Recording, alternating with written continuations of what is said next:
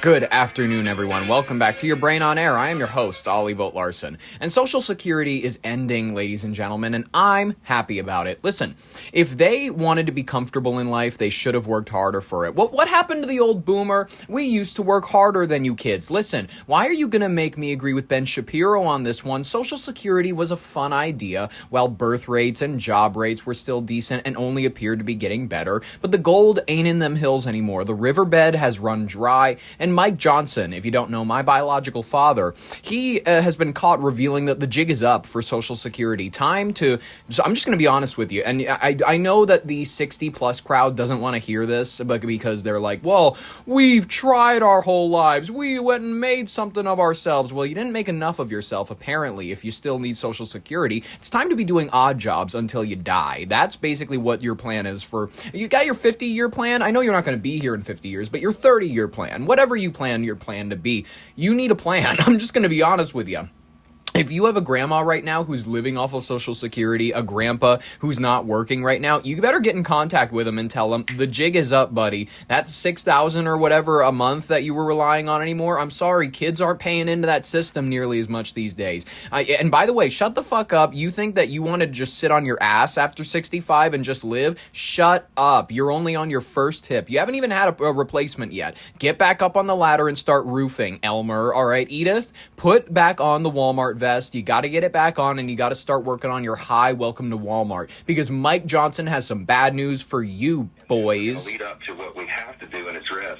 The largest spending items, the reason we're in trouble is because over 74% of federal spending is on autopilot, mandatory spending. That's your entitlement programs like Medicare, Medicaid, and then things like Social Security. They have to be adjusted and fixed. We have a plan to do that next year, and it's critical because we're at 40 trillion plus. It's critical that they do this. Listen, and by adjustment, they mean they're going to slash it, at least by the 2030s. That's the new report that we're getting. The Social Security Trust Fund is expected to run out of money in fewer than 7 years. NPR's Scott Horsley has more on what happens if always Congress NPR. doesn't act before then. Trustees who oversee the Social Security Fund say they expect it to run short of cash by 2032, 3 months sooner than they were projecting last year. Ooh. That means lawmakers have a little less time to make changes, or tens of millions of seniors will face an automatic benefit cut of 22%. Can we make it The 25? basic challenge facing Social Security is demographic. Baby boomers are retiring in large numbers, and there are fewer young people paying into the system for each person drawing a monthly payment. Congress could patch the problem by raising taxes, cutting benefits, or some combination of the two. The program's finances have gotten a little shakier over the last year as a result of falling birth rates, reduced immigration, and the GOP tax cut passed last summer. Scott Horsley, NPR News, Washington. Ladies and gentlemen, how interesting. If you need more on that subject, NPR is the place to be. It's the place to be if you also want to fall asleep.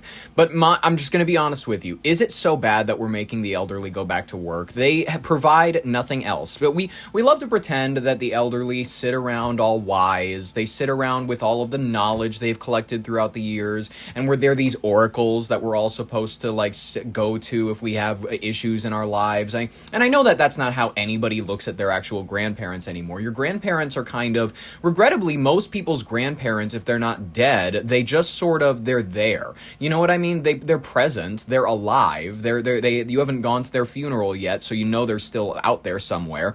But you're not going to them for pretty solid advice on their lives, because most of them, they don't have very great lives. These are the baby boomer generation we're talking about. These are people where you know that they stayed in marriages for years and years and years that made both of them miserable. You know that they, took drugs that maybe made one of their friends go schizophrenic, and they're just lucky to be back from the trip when they were back. Listen, they were listening to Pink Floyd, and they needed something to take, so they did like 4 strips of acid. His buddy didn't come back. He's lucky that he still has his brain.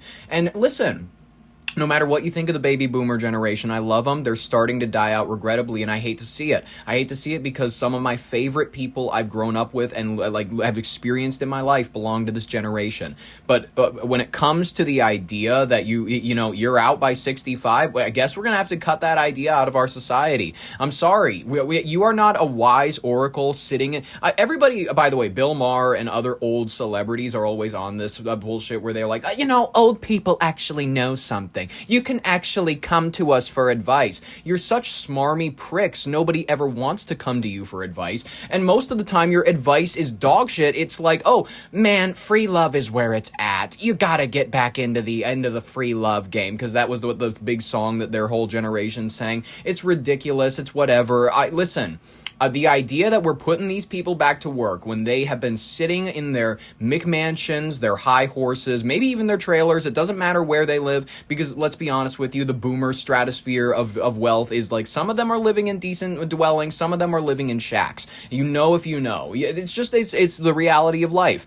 Baby boomers in general, I have no issue with them as a group. They're some interesting people. I'm more interested and fascinated with their children, the Gen X and millennials, because those people end up becoming my parents, and as a result, the parents of my friends, the parents of the people that I just spent the most time around. And honestly, they're the most fascinating individuals. I liked them more often than not than the Gen Z friends that I had, because there was an energy, there's a spirit to the Gen Xers and the millennials that I can't even describe. It's something, pride from the vision of a Republican John Hughes back in his dreams in the 1980s. That's the spirit of that gen. They go on TikTok and they make Gen X Rise videos, but do nothing. They proceed to do nothing. Gen X complains about being very ignored, but it's because barely any of them are actually doing anything. And the ones of them that are doing something are getting Nazi tattoos and running for senator in Maine. Listen, I'm not saying that they're a do-nothing generation, but there's certainly a say-nothing generation. There's certainly a generation that,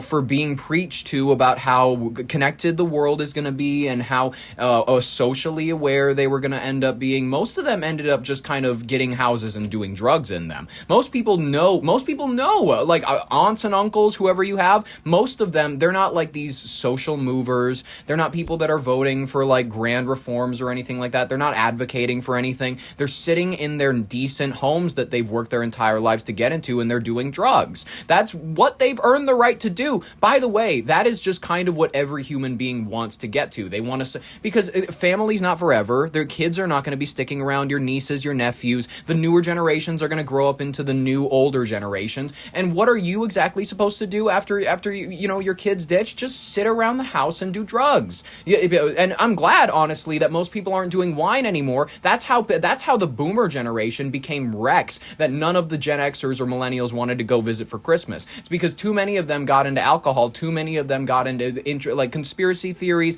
that were not even that interesting. They were just kind of wasting your time. They would never mention the Freemasons. By the way, this is one of the main reasons that I don't take the boomer generation very seriously. In the entirety of the time that they have been around, this includes 80s, 90s, 2000s. They've seen 9/11, everything. They were born like in the, that particular time of the 40s, 50s, 60s. So they've grown up and they've seen America for what it is. However, most of them, you ask them about, like, where's your local Freemason lodge in your town? Like, where do you know about the local Freemasons? Do you know any of the people in your police force that are Freemasons? And they go, I don't know much about, like, what is that? Like a Freemason type of a thing? And then you realize that, they have niche interests. Most older individuals, they know a lot about like one particular subject because everybody kind of throws themselves into one beam of knowledge. And then when it comes to any other matter besides that, they don't have a very worldly perspective. They're not concerned with very much that's happening outside of themselves. And I don't even blame them. I do not blame them for having no interest in anything outside themselves. They're taught that from a young age. The idea that like, oh,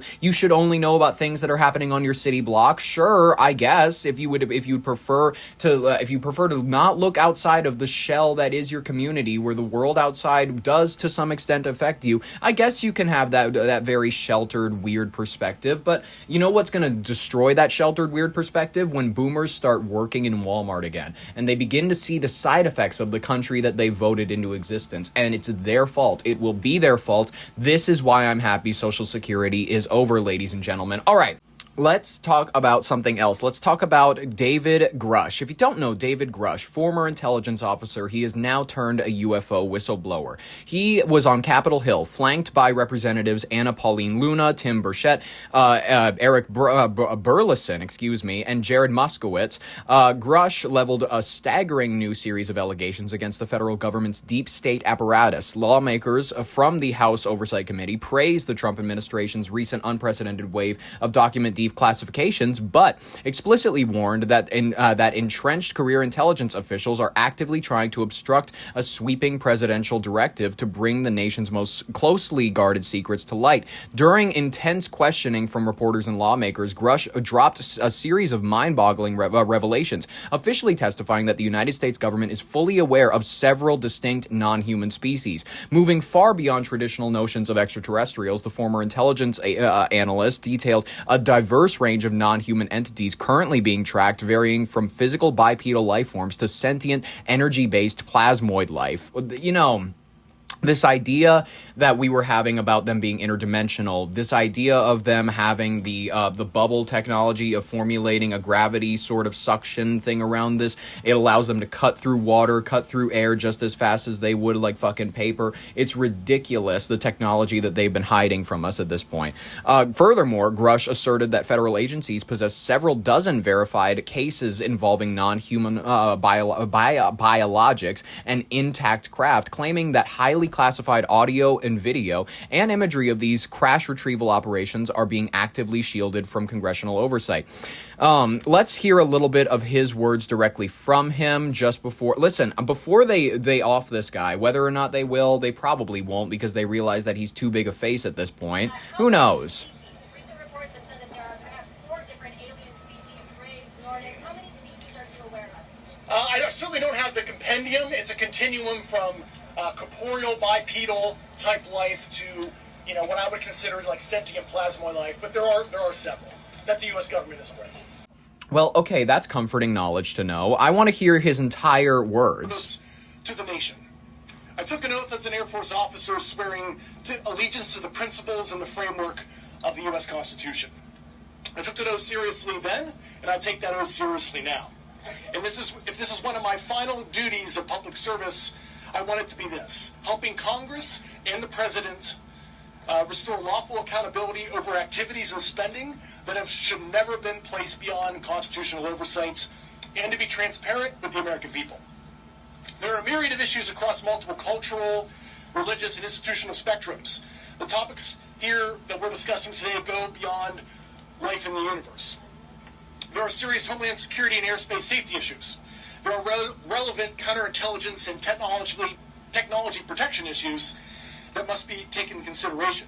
For decades, unknown objects have freely operated in restricted airspace in large metropolitan areas and critical infrastructure, and the agencies responsible for securing the homeland cannot adequately defend against it. This is a serious national security issue.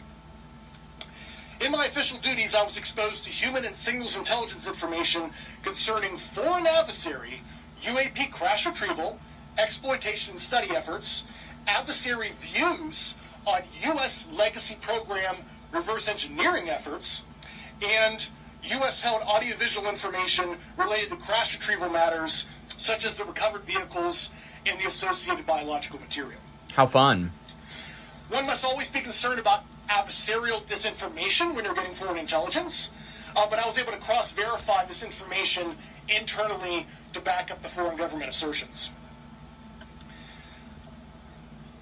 Many of the president's team has been kept in the dark by high-ego, politically appointed actors, both because of incompetence and malicious intent has subverted the president's order on this issue. Furthermore, some of this foreign intelligence has not been provided to Congress despite lawful requests to the Defense Intelligence Agency last summer, and also having formally been published across the IC and analyzed by such analytical centers such as NASIC. These records belong under congressional oversight, and I believe DIA should stop obstructing Chairman Luna's task force and provide those documents to Congress and enter it through mandatory declassification review so the American public can see some of the foreign intelligence I had access to. Secrecy around this issue did not appear overnight. Subsequent executive orders, Secretary of Defense memorandums, departmented security, basically nullified Congress's role with the judicial branch with oversight of this issue. Remember, classification exists to protect the nation. Executive Order 13526 discusses what can and cannot be classified. Embarrassment, hiding funds, criminal activity, and the basic information about scientific information in the universe is unlawful for it to be classified. And this is why whistleblower protections matter. Through my federal litigation ongoing with the Department of War, I learned that the Air Force worked with an external agency to seek an investigation of me for alleged unauthorized disclosures punishable under the Espionage Act after I testified in front of Congress in 2023, discussing the results of my congressionally directed investigation in support of the first Trump administration. This should concern every member of Congress, regardless of party. To this day, I'm still fighting years of record withholding, administrative obstruction, and a prolonged effort to get a medical military retirement that I still am not in retired status. This is also a real fraud, waste, and abuse issue. President Vance's task force is sharply focused on the issue of misuse of funds. The same accountability problem applies here. And during my investigation, I found slush funds to the tune of billions of dollars per annum for these activities. We cannot have one standard for the American people and another standard for the deep state that hide behind the veil of secrecy. Nice. President Trump has the authority to create an enduring legacy of government transparency, accountability consistent with national security protections. Yep, appeal to ego. Disclosure should not depend on leaks. It should not depend on the public taking my word for it or anyone else's. American people deserve more than vague denials and selective releases of prior administrations, to include through troubled organizations such as ARROW. I applaud the President's efforts and his promise to show true American leadership on this issue of massive worldwide interest, over 1 billion views on the Foul Drop website. So the time has come to stop asking the public to trust secret conclusions, instead provide an honest accounting of what it knows, what it's done, and what has been withheld. There you go, ladies and gentlemen. Grush explicitly traced the roots of the current classification wall back to the 1954 executive order signed by President Dwight D. Eisenhower. He claims this laid the structural foundation for illegal, multi-billion-dollar military slush funds to operate entirely without congressional awareness. When pressed about the modern secrecy, Grush directly pointed to Immaculate Constellation, an allegedly unacknowledged special access program created in 2017 to intercept, quarantine, and hide high-quality military imagery of anomalous aerospace threats before it can circulate through normal defense channels. Okay, listen. Is disclosure coming? Probably. We've gotten our Steven Spielberg movie to make everybody feel comfortable with the idea. We're going to hear the idea is these are extraplanetary, and I'm not sure if I'm convinced about this. I still believe that there is more so the interdimensional angle to this than, and it's not a matter of belief. It's not a matter of I think this to be the case. I'm believing the people who think that they're communicating with these things through portals. I believe the people that believe that they are inventing AI in order to concentrate in order to concentrate all of the knowledge that they've been granted by these extra-dimensional beings. They're trying to create and communicate with God, that whatever God could mean, because they understand God as is previously identified by the Bible, the Quran, and all of our humanistic, very human-centered ways of explaining the universe. They realize that's all bullshit. So they instead realize that the universe at large, we need to condense all of our knowledge. And by all of our knowledge, that's not just humanity, it's alien knowledge, it's extra-dimensional knowledge. Then and only then will they be able to become gods. And that's, I just hope that I'm one of these people that's staring into the Palantir trying to manipulate the world, and I'm not one of these people on the outside being manipulated. That's all I can hope. That's all any of us can hope for, really. We can just pray and hope, or that we're all dead before this eventually comes to fruition. Because, I don't know, I'm not in the mood for us normalizing, interplanetary travel. We already hate immigrants that are just from other countries. Can you imagine other dimensional immigrants, and suddenly we have to accept the idea that they're trespassing on our land? They probably don't even understand the concept of ownership of land in their area. Whatever, it doesn't even matter. All right. I want to talk about something else. I want to talk about something that is catching the attention of many individuals, many people. Everybody needs to talk about this in my personal perspective. I want to talk about the declassified Operation Cast Thy Bread. This was a top-secret biological warfare campaign, and it was executed during the 1948 Arab-Israeli War. This was long dismissed by officials as a rumor and wartime propaganda, and even hearkening back to the ancient days of, medieval anti-Semitism, where we the rumor was that Jews poisoned the wells in order to spread the Black Plague. You know, obviously, just these are insane rumors with no ties to any sort of things that the culture of Israel or its people may be practicing today. However, newly unearthed state documents reveal that the clandestine operation was a highly coordinated state-level effort. The historical files confirm that the mission was directly overseen and approved by Israel's highest early leadership, including founding Prime Minister David Ben-Gurion and Chief General of Staff Yigael Yadin. The primary objective of the covert 1948 program was to weaponize disease to permanently alter the region's demographics and impede advancing military forces. According to archival records, the paramilitary Haganah and near an early Israeli defense force deliberately poisoned local watering holes, drinking water wells with lethal typhoid bacteria. Military strategists engineered the bioweapon campaign to trigger widespread epidemics among Palestinian Arab civilians, effectively terrifying residents to prevent them from returning to the captured villages, while making conditions unlivable for arriving Arab armies. Interesting. Listen, whether or not you think that to be anti-Semitic, it's certainly true that the Jews are back at it again with poisoning the water. It's not very... Listen, I'm not saying all the Jews are doing it, but they claim that the Jew is... The term Jew refers to a religion or someone who belongs to the state of Israel. And guess what? In this case, I'm referring to Jews as the state of Israel, and they are back at it again. They're pulling from the old... Listen, I love when bands play some of their old classics.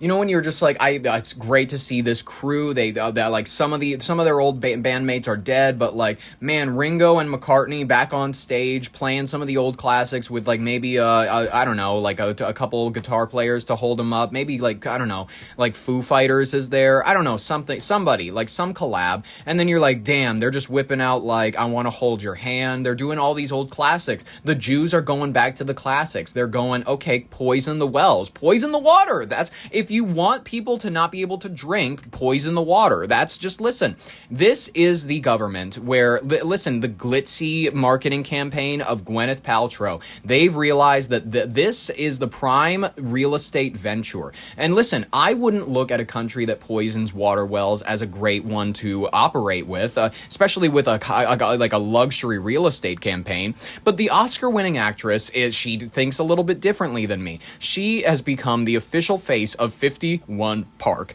a multi-million-dollar residential skyscraper project in Herzliya, Israel. Filmed in New York, the high-gloss commercial features Paltrow promoting a $10 million parkside penthouse, drawing direct comparisons to upscale living near Central Park before smiling and revealing her destination is actually just north of Tel Aviv. Oh my God! I am Tel Aviv impressed. I want to take a look at this shit. Gwyneth Paltrow has gone viral as the face of an Israeli real estate project. There's a reason the world's most iconic buildings are by a park.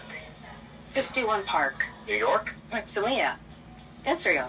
Paltrow's appearance in the ad, which was filmed in the U.S. in New York City, is sparking outrage on social media. The agency that worked on the campaign says it aims to show the future of luxury living in Herzliya. Just an hour south of this project, Israel is continuing its genocidal war on Gaza. The two 51-story towers overlooking Herzliya Park are being built by Aviv Malazrin, an Israeli real estate group that also operates a shopping mall in an illegal settlement in occupied East Jerusalem. Herzliya, which is named after the father of Zionism, Theodor Herzl, was founded by Zionist settlers in the 1920s. Funded by American Zionist donations, they gradually pushed Palestinian villagers out of Ijlil and al-Haram. The overseas marketing of real estate in Israel, including on land appropriated from Palestinians, is not new.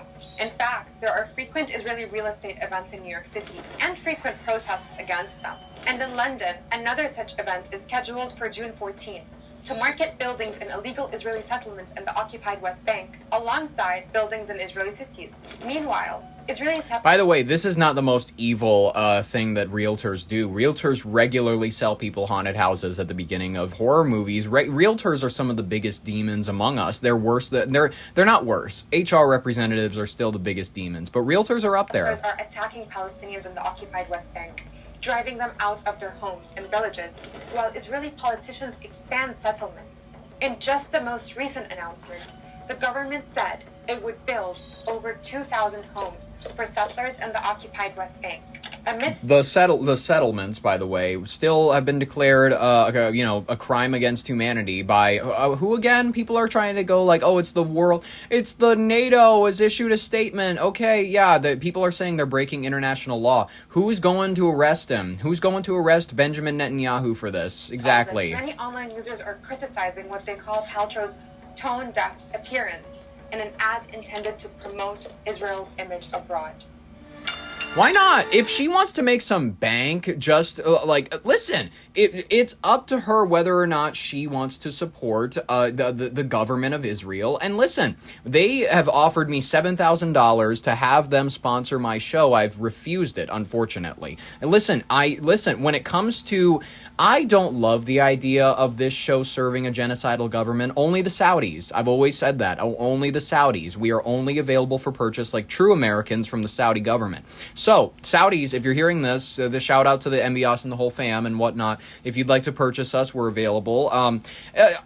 Israel needs to encourage the many people the idea that anti-Semitism is not against there's an overwhelming spread of anti-Semitism, not particularly for what the government of Israel is and how its existence borderline is unjustified at this point. It's also they're trying to. This is the entire point of creating an Israeli religion pseudo-based government when the majority of the people who serve in the government are secular. It's that they are undefinable, ergo they are uncriticizable. And as a result, I love using a juice box to reference the Jews. It's just a great symbol. And if your race cannot handle just a simple joke like that, I don't know what to tell you. But social media is telling you that these are radical symbols. And also, that the number 271,000... the number of Jews killed by the Red Cross, not by the Red Cross, although the Red Cross does traffic children, but the Red Cross only recorded 271,000 deaths via the Nazi camps. That is the reference that many of these people are using with the number 271,000. Why is it that they only recorded that many Jew deaths? I don't know what to tell you. That's just bizarre that they would report that and not the 6 million. That's weird. It's just really weird. For the matter of the changing of the plate at Auschwitz, the way that it only said, only 1 million Jews have died here, but now they've massively upgraded the number. It's all in order to justify the idea that there is an uncriticizable government, that you will get in trouble if you just post an octopus emoji over it. What do these emojis have in common? A juice box and an octopus. Individually, these are normal, everyday, unremarkable emojis, but they can all be interpreted in an anti-Semitic way. Who cares? They're funny. On social media, they are used to spread anti-Semitic hate. The juice box is a crude phonetic play on words, exploiting the similarity between the words juice and Jews. The octopus is a modern spin on a decades-old conspiracy theory. The false claim that Jews secretly control global finance, politics, and You're right, it is false, because it's not much of a secret. media. But emojis are just the tip of the iceberg. There are memes, there are slogans, catchphrases, and now even sounds. And these particular elements, these forms, are now interacting with each other. One example, 271K or 271 refers to a debunked conspiracy theory claiming that the Nazis did not Oh, debunked? By whom exactly? kill more than 6 million Jews, but rather only 271,301. How is it debunked if it's the Red Cross's numbers? That's just weird. I'm not the one that's debating with the Red Cross, the one who put out the 271,301. That's not me. That's their numbers. Cites incomplete documents and has been proven wrong. Then there is coded language. For example, around the word noticing. It's used in hashtags and captions to signal that the user has supposedly woken up to a fictional Jewish conspiracy. Fictional? What are you talking about? Read the Epstein files for yourself. The idea that there's white supremacists out there, I'll give you that, but there's also Jewish supremacists. There's a Jewish supremacy ring running the entirety of our world. If you don't believe that, I don't know what else to tell you. It's not just that. They tie into the Vatican. They tie into the Freemasons. It's all linked. And most of these people, I agree, if they're just blaming the Jews, it's funny, it's a meme, and it's hilarious. But they are awakened to the fact that the Jews are this community that has been used by greater powers overall in order to control the Levant region. And I understand many people might not realize that they're smart enough. Maybe they are the really dumb types to believe that it is just the Jews. I would be brave enough to say at least then they're just one step closer to the truth. There you go. There are the memes. Infamous hate symbols like the Happy Merchant cartoon are constantly remixed into mainstream internet trends. Because it's funny. Keeping them hidden in plain sight. This helps you avoid reprisals and also makes it harder for the moderators to intervene. So you also use this ambiguity to avoid certain repercussions or consequences for yourself. The problem, consequences. Mainstream apps have rules against hate speech, but AI content filters struggle to catch the interplay of coded text, music, and imagery because their true meaning is only revealed in context. Wynne Broderson and his co-authors from IDZ Jena call the phenomenon anti-Semitism in small doses. By breaking anti-Semitic messages into seemingly harmless fragments, extremist content can appear more acceptable and less recognizable as hate speech. Hate speech. Okay, we can do that with like the All Men Are Trash t-shirts that they sell on Etsy. Do you see men throwing a hissy fit over that? I mean, yeah, some sensitive men are individually, but in general, I love those fucking t-shirts. I have a t-shirt coming that says ban all male podcasts. It's hilarious. I would also say that it's about the question of belonging. You have to have a certain level of reading proficiency, and then you belong to a certain group. I have no issue with people making jokes about Vikings and how they do nothing but rape and pillage. It's hilarious. It's like, that's all your ancestors did for the longest time. Why do you think your people are so beautiful? You all went to individual colonies and you were like, just kill all the men, grab the most beautiful women, and we're kidnapping them. That's how they ended up with every woman being like 6 feet tall with their genes. And of course, that gives you a sense of superiority, knowing that you possess this ability to interpret.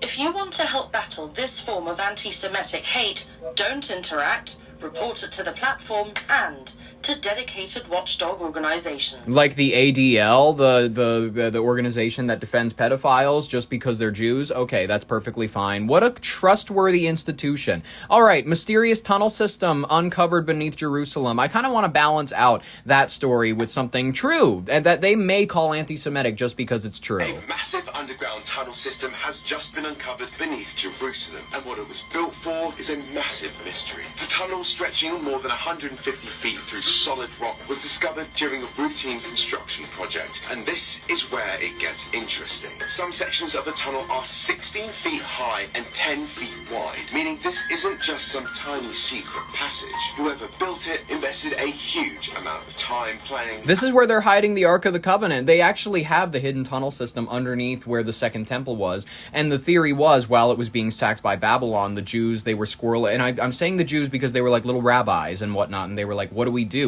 They're coming to take our God. This is the temple where our God lives. And then they decided, okay, most of the theories around the temple is that it was squirreled away underneath it eventually, where they were like, all right, we're just going to keep it here until someone is able to come and get it. That or the Vatican has it. I'm open to either interpretation behind it, or that it has somehow made its way to Ethiopia. That's another theory that you hear a lot about. I'm not wholeheartedly against it, especially when you hear about the temple where it allegedly is, where these men go blind after being shamans that watch over it for about 3 years, then they die. They die, seriously, and then that's why the role of the surveyor of the Ark keeps changing however many years. They show signs of like radiation poisoning, which is just bizarre because in the ancient in the Old Testament, they describe it as having an effect on people, like killing certain individuals for looking into the box where God lives, apparently. So I don't know where the Ark of the Covenant went. It might be under the old temple. They might find it in here. They might just stumble. They might trip over it. And manpower. Now, at first, experts thought it might have carried water through the ancient city, but there's no nearby water source, and tunnel walls don't match any ancient aqueduct designs. Now, the leading theory is that it may have been part of a giant quarrying project that was never fully finished. And archaeologists still can't date it properly because they haven't found a single artifact inside. But based on nearby sites, it could have been between 2,500 and 3,000 years old. How interesting. How just interesting, ladies and gentlemen. I love sharing these little bits and pieces with you. It doesn't help with the anti-Semitic conspiracy theories. Listen, saying that the Jews were involved in blood libel is like saying Catholic priests molested young boys. It's true. It's just true. And people don't like it because there's viable, verifiable evidence behind it. That's okay. That's okay. We're truth tellers for the sake of truth, ladies and gentlemen. Welcome to the rapid fire section of today's headlines. Lots of things you need to know about in order to keep your media diet healthy. Listen, if you're worried about the idea of Ebola virus spreading beyond whatever small villages they are inhabiting down there, I just want to let you know their hygiene habits down there are so impeccable. They're beyond the standards of Western medicine. They sit and I think these are peanuts. There's some sort of legumes, these beautiful black queens they are harvesting, and then the CNN interviewer, it comes up and is honestly like, what would happen if you started to show signs of Ebola? Would you go to the hospital? And these beautiful black queens have the bravery to say, no, the hospital is Western medicine. If you got sick, would you go to the hospital? They're laughing. Everybody says we don't want to go. We are fearing to go. This is in Bunai, the DRC, the Democratic Republic of Congo. It's Westerners' medicine that are bringing the Ebola. When you go to the hospital, they give you injection. That injection gives you Ebola. Ebola, it's the Red Cross that are the ones that go to bury with their partners. What? Honestly, the number of people who believe this conspiracy theory that Ebola comes from Western aid workers, that people shouldn't go to the hospital if they get it, that they're better off seeking out traditional medicine. She says that I believe that Ebola does exist. It is a disease like other diseases like malaria. If you are infected or contaminated by Ebola, you should go to the hospital. Okay, then some of them are decent. Some of them have the idea of trusting Western medicine. But listen, I would understand if you could have some witch, I love the idea of having a witch cure me so much more so than I trust a doctor. I agree. I don't trust doctors. I really don't in general because I know that they're medicine men trying to tell me how to eat my food. I don't trust them. I don't respect most of them because I realize that all that they did was stare at a bunch of books and learn a bunch of stuff that I don't know, but who's to say that they know anything that I don't? Ladies and gentlemen, this is very key, and you have to listen to my whole point before you judge me. The idea of they have these things called chicken ceremonies. They rub the chicken on your body because if you're ill, you know what I mean? It means that a curse is latched onto you. They rub the chicken on your body all over the place, and then wherever the chicken starts to flap and shit, then they're like, oh, the disease, it's caught on you right here. And then they rub the chicken on you, and then eventually the chicken will die, and then that means that the chicken has taken the disease. Then they'll take it and they'll cut it open, and they'll show you this little black thing sitting in the chest of the chicken. They'll be like, look, right here, that's the curse. It took it. You're okay now. And then the idea that you could cure my Ebola by just doing that, I would do that any day over sitting in these rooms that they have these Ebola patients in. They look worse than a budget host inn. You know what I'm talking about? These little tiny rooms. There's not even a bathroom. There's a bucket for you to shit in. All right, whatever. At least it's better than the dwellings that New Yorkers are going to be in for this very hot summer. Listen, they have these things called cool houses where essentially if you don't have AC in New York, you can go to these areas where you can sit with a bunch of strangers, some of them maybe with their dogs, some of them maybe with their just screamy kids and everywhere, and you can sit there in this cool house in order to try to, not get heat stroke. It's getting hot outside New York, and rising temperatures can mean dangerous, life-threatening conditions. So come to the communal houses. Every year, more than than 500 New Yorkers lose their lives to extreme heat. The New Yorkers who are most at risk are older, or they have heart disease or asthma, or they're homeless, or they don't have air conditioning in their home. So, how should you prepare for the heat? Well, if you're watching this, chances are you already have your phone in your hand. Text Notify NYC to 692-692 to sign up for our city's official emergency alerts. I'll do that. Anytime dangerous heat is on the way, so you have enough time to get ready. The single most important thing to do if you're at risk of overheating is to get somewhere with AC. And you've got no shit. That can mean a friend or a family member's place, a mall, a library, or one of the hundreds of cooling centers that our city activates during a heat emergency. Cooling centers are open to everyone, and some are even pet-friendly. Find the one that's closest to you by calling 311 or by going to this URL. And remember to check in on your neighbors, too. If you see an auntie, or anybody, frankly, that's struggling outside, or somebody you know that doesn't have AC, look out for them. And if you see someone who's struggling, call 311. Dizziness? This is not the Fargo attitude. The Fargo attitude is that you if you see someone like falling, collapsing, grabbing their chest with heat stroke, the attitude in general is that they need to work a little bit harder to make their way to a Dairy Queen. The most you can do is roll down your window so that the bluster of your AC system as you drive by them is able to chill them down a little bit. Otherwise, it's expected of you to know the weather you're getting into. Unfortunately, we boil the homeless like lobsters up here. Nausea, confusion, these are signs that you should immediately get out of the heat. If symptoms are severe, call 911. Let's keep each other safe this summer. Stay cool, New York.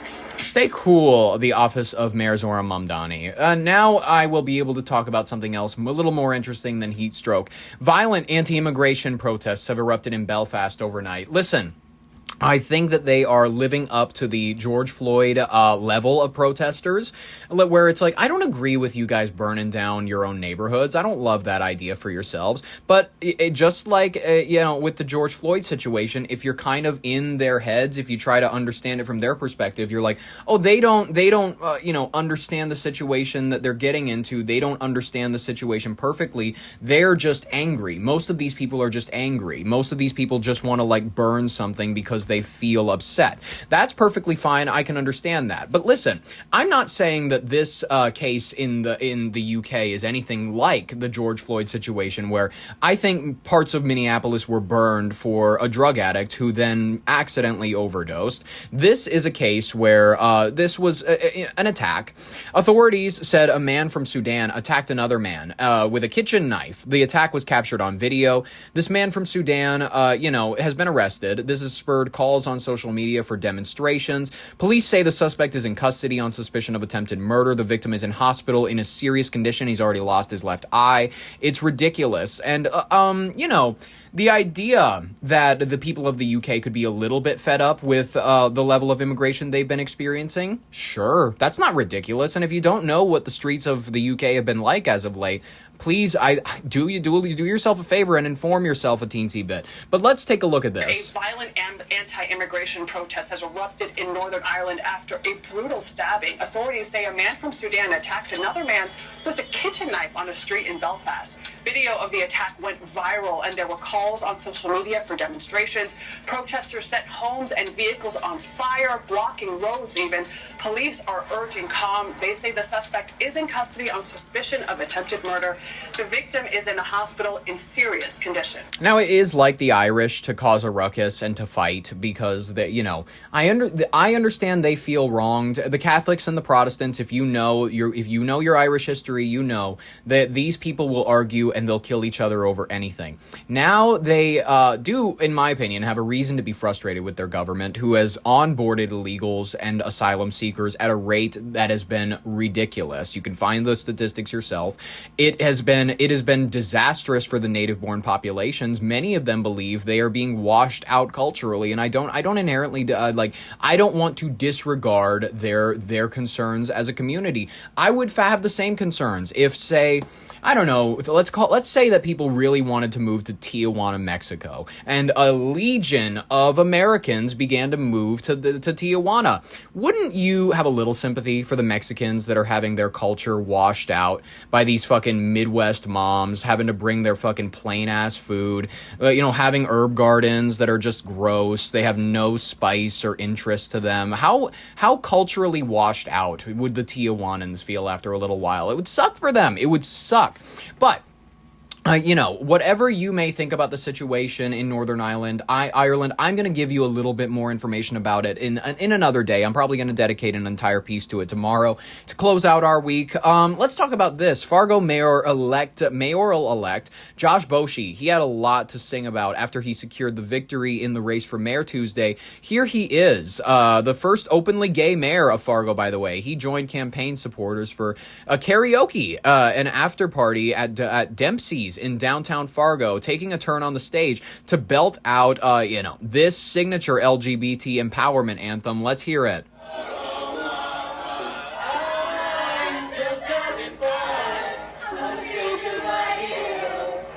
Yep.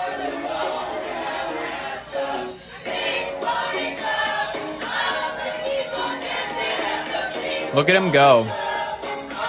If you kept dancing like that, you might be able to reduce your weight. You're doing great. Look at him go. He's so cute. Dude, he is the cutest. Thank you, Inforum, for giving me this very beautiful video of Josh Boshi just lighten it up. Lighten up the dance floor. Josh Boshi, continue to be memeable. Continue to be this viral dude for Fargo. I think you could be iconic here in a few years. All right, Bill Gates revealed that Epstein had painful blackmail on him. Listen, whether or not... I don't know why he had to racialize it. I don't understand why every time people have to talk about their male figures that they want to get involved with, they always have to bring up race, and it's always a black guy. I don't understand this constant thing with celebrities always getting with black men on the side. This is weird. Let's hear about the story. Bill Gates has admitted that Jeffrey Epstein knew painful details about his private life and tried to use them against him after the billionaire cut off contact with the sex offender. So it's that kind of blackmail. My mistake. The Microsoft billionaire told Congress that Epstein became aware he had been unfaithful during his marriage to Melinda Gates. Gates claimed that Epstein tried to use the information to pull him back into their relationship after he had ended contact. Gates said Epstein used the affairs, in addition to many lies that he layered on top, in an effort to pressure him, but that he was unsuccessful in his efforts. The billionaire... Okay, can I be honest here? And I'm just going to go out on a limb, and some people are going to say, what are you even saying, Ollie? Bad on you, Bill. Because, when you're a friend, you're supposed to be a real friend. And I don't like people who are half friends. Listen, if I ever trusted you, and if you ever tried to ditch me just because of any sort of public-facing things that were to come to light, that's not a real friend, all right? Your real friends, they don't just abandon you because you get a sweetheart deal with it. You got a sweetheart deal. Literally, you could never be prosecuted. What's the issue? Why can't you be friends with them? I do have something to say about this. All of these fake friends that Jeffrey Epstein had. One thing that I would love to say about people with money is this reveals it. They never have any real friends. They never have someone who's willing to, except for his girlfriends here and there who are living in his former properties. No one sees them. They live in small towns in Connecticut. Besides your side bitches, nobody's a real friend once you have a certain amount of money. Nobody around you really cares about you. They're willing to say anything if something comes out about you. These are not... Bill Gates, he might have done a lot of terrible things. He might have killed a few young girls. He might have taken their virginity before he cut their throat. But, I think the worst thing that we can hold against this guy is that he's just a shitty friend. Seriously, that's just a bad guy. Told lawmakers he first met Jeffrey Epstein in 2011 after the financier claimed he could help raise billions for global public health work. Epstein was already a registered sex offender at the time after pleading guilty in Florida in 2008 to soliciting prostitution from a minor. Gates has not been accused of any wrongdoing. No, he is not, unfortunately, because nobody has any grit these days. Nobody has any grit, except for Graham Plattner, ladies and gentlemen. This is our final story. We have to cover this gentleman with true grit. Listen, he's the only one brave enough in the Democratic Party to get a Nazi tattoo and, half apologize for it. He is the only one brave enough to have extramarital affairs with his wife. Well, not with his wife, against his wife? Is that how you'd word it? He's the only one brave enough to text women behind his wife's back and then say, yeah, what are you going to do about it? I'm still better than Susan Collins. So his key strategists have been trying their best to defend him. An unprecedented political gamble level in general, I would call it. A completely upended the status quo in New England level event. This political outsider, he coasted into a historic victory in Tuesday night's high-stakes Maine Democratic primary. Graham Plattner, Marine veteran, progressive oyster farmer, he's never held public office before. He secured an overwhelming 72% of the vote to capture the Democratic nomination for the U.S. Senate. Plattner's insurgent victory officially sets up one of the most closely watched and critical showdowns right now of the up-and-coming midterm elections, where he will attempt to unseat long-serving Republican Senator Susan Collins. And she has shown that she's ready. She's got her brand new shoes out of the box because she was like, this is perfect because I'm running in 2026. She's shaking from the Parkinson's disease. It's aggressive. What makes him and his meteoric rise, though, Plattner, so extraordinary is that it happened entirely outside of the traditional gates of the Democratic Party establishment. This was like in a sweeping Wall Street Journal investigation by veteran reporter Aaron Zinter. Plattner was originally handpicked and engineered by a tightly knit group of independent grassroots activists who deliberately chose to bypass party bosses. The independent strategists deployed a highly unconventional playbook, betting that the economic populist message delivered by a working-class veteran would connect with rural blue-collar voters who have steadily drifted away from the mainstream Democrats in recent years. Let's hear it directly from their mouths. I want to hear it. Wanted were people who were grown in vats and had never done or said anything that they regret their entire lives, we'd have a very different country. What is the vocal... Wait a minute. I hate his voice. I hate when women talk in a vocal fry where it's like they try to talk like this. You can hear the vocal folds coming together. I think women sound stupid when they do that. I think men sound retarded when they do it. I hate his, he ends every sentence like he's asking you a question. What? If what the voters wanted were people who were grown in vats and had never done or said anything that they might regret their entire lives, we'd have a very different country. No. We've never had that. We've never actually had that. We've had people that will publicly tell you that they've never done anything wrong in their lives, but we've known that they've been slaying children behind the scenes. Now with Graham Plattner, we know that he's just kind of a shitty guy. We don't know the deepest depths of evil that his soul can get to. Call me crazy, but it's almost better when you have a child slayer being your senator. Need a political revolution. Graham Plattner was a political unknown less than a year ago.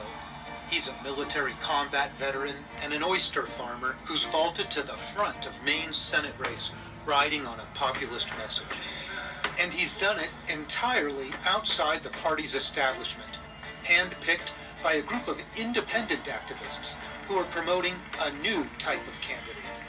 I mean, we want people who didn't run for student council, right? We want council, right? Why do you talk like this? People who have not been spending their entire lives planning their ascent to political power. But a string of controversies have triggered questions over whether Plattner was thoroughly vetted before entering the race. You hadn't vetted Graham Plattner. You hadn't done a full scrub of who he is. How did you go about vetting him? We paid a nice firm a whole chunk of money and got some stuff back. Some of what you've seen on the news we got back. Other stuff we didn't. Did the vetting process turn up the tattoo that became so controversial? No. Okay, then not a good vetting process. Did that turn up in the Reddit posts? Yeah. He's not going to answer. The Reddit posts? Yes. The firm sent us a thing, and it had some of the posts, but it didn't have all of them. All of them? Why do you talk like that? Think about that. How did you think your way through the fact that he had posted these things on social media? I said none of this will or should stop him from becoming a U.S. Senator. And what? Thinking there. I think if what the voters wanted were people who were grown in vats and had never done or said anything that they might regret their entire lives, we'd have a very different country. We might. If we actually had angels who'd never done anything in the past that were scarring them for their entire lives, maybe we would have a very different country. We'd have a better one. Is that so crazy? The thesis here is that people do not want their candidates grown in vats. They want people What? who are real human beings. Real human beings murder children. No, yeah, we want somebody who's a real human being, sure, but we want to make sure that they're a decent fella. What are you talking about? I'm not saying Graham Plattner has murdered children, but are you talking... I don't like when there is something to criticize, but the main criticism against that criticism is, well, I'm human. I'm human, so that's why I decided to cheat on my wife. I've never decided to cheat on my wife. Have you, as a man or a woman who's married to a wife, have you ever just been sitting there going, yeah, I could have a side piece. Why not? It's just like a fun thing to try to pursue. And they want people who do not look and sound like the vat-grown people who've been leading this country off a cliff for the last century. There is not vat-grown people. What are you, this like weird, like kind of pseudo answering the question where it's like, well, do you really want someone who says they're perfect? Do you really want someone where they do digs on their social media and they don't have any weird social media posts? Wouldn't you want to know that they're just kind of a weird piece of shit off the bat? Honestly, I would vote for a doorknob over Susan Collins if it's Plattner versus Collins. Really? Yeah. Democratic Senate candidate. Democrats are just as loyal to their party, unfortunately. Like, hardcore Democrats, people who identify as Democrats. They will continue to vote left, no matter how remotely controversial, even if this person goes against their personal values about the Nazi tattoo, about, the idea, well, I guess communism's a lot more lighter in the Democratic Party. Some people are full-blown communists. Some people are communists in the sense where they're like, well, I know it couldn't work, but, like, I want, like, a degree of socialism or something like that. That is a lot of the left, unfortunately. It's not the majority, but it is quite a few of them. I don't know. Maybe we need a little bit of Nazi energy on the left. Maybe that's what the cure really is, if the country just turns a little Nazi-ish in general. That Graham Plattner is favored to win the Democratic primary on Tuesday, despite a spate of controversies surrounding his campaign. But the real test is set to come in November, with whether voters will be willing to look past those scandals to elect him over Senator Susan Collins. Women voters could very well be the deciding factor in this campaign. Why? They weren't when Hillary ran. They were not the deciding factor when Hillary ran, and nor when Kamala ran. The woman vote in general has not been like the deciding factor in elections. It's like, who's going to work? You know what I mean? Who's like the 18 to 34 crowd that is actually showing up and having a job? Sure, you can have an intermingling mix of men and women, but it's that voter base. You want young people who are paying taxes. That's the majority of your voters. Back in 2020, when Susan Collins was running for re-election, female voters made up 59% of the electorate, suggesting that they could have significant political sway in this year's election as well. We spent the day... Most of them vote how their boyfriends or husbands do. By the way, this is true. By the way, this is entirely accurate. This is entirely true. The majority, unfortunately, of girlfriends, and this is just like from the females that I've talked to and the females that I've called my friends, these women, they will directly tell you, I don't know too much about Trump, but like my boyfriend likes him. I'm sorry to tell you, they're not the most politically savvy. Not to say that you don't have these women that sit, they watch the news all the time, they are kind of politically aware, they understand the gists of it, and some of them are even like real genuine researchers into all of the intricate details. Some of them even know about the Freemasons. But I'm just going to be honest with you, a lot of this electorate that you're talking about with the women vote, it's not as vastly these like politically savvy types that you're talking about. It's like ones who are going, my husband told me this would be like the best option, so like I'm listening to him because like he like looks at the like reports a little bit more than I do, and I just like I'm not saying that's all women's attitude. It's a lot of them though, unfortunately. Talk to women if you don't believe me. Speaking to Maine voters about these issues surrounding Plattner, and there really were mixed sentiments about this matter. I wish I had brought a sign saying "Church Ladies for Graham." Yeah. Voters who felt that that actually makes perfect sense. The church is notorious for its weird sexual deviance. Were uneasy. They did not like these controversies around his campaign, but they still were going to vote for him because their main focus was in trying to defeat Collins in November. And now Democrats know what it's like to be Trump. They know what it's like to be Trump voters because they don't care about Hillary's qualifications. They don't care about Trump's past controversies. They don't care. They want to unseat Hillary. They want to make sure that the woman they think is eating babies will not be eating babies in the White House. They're like, nope, you had your chance when Bill was in office. Now, I'm sorry, you can't call it home again. We've already had a black guy in there. We don't have room for a woman. The most important thing in this election is unseating Susan Collins. But there were other voters who said that these controversies that Plattner has faced are simply too problematic. If these Plattner controversies hadn't come to light, do you think that you would have been able to support him? I think so. Honestly, Well, okay. If she was like, well, if it's out of sight, out of mind, all right. I guess if you're planning to run for political office anytime soon, just keep your controversies light. I guess go back and delete all of your Reddit history, everything, and then even then people can do Wayback Machine, so it doesn't matter. Ladies and gentlemen, I don't know whether or not you plan to run for political office. I hope you plan to join us for our Friday show. It's the last one of the week. We've had a wonderful week, giving you the latest news, the latest happenings, everything you need to know in order to keep your media diet healthy. If you want more of it, if you'd like to be there for it, we will be back at it again next week after the weekend. Subscribe if you want more, like if you liked it, ring the bell for notifications. In the meantime, I have been Ollie Vogt Larson with your brain on air. Thank you so very much for listening. I'll catch you in the next broadcast, and bye-bye.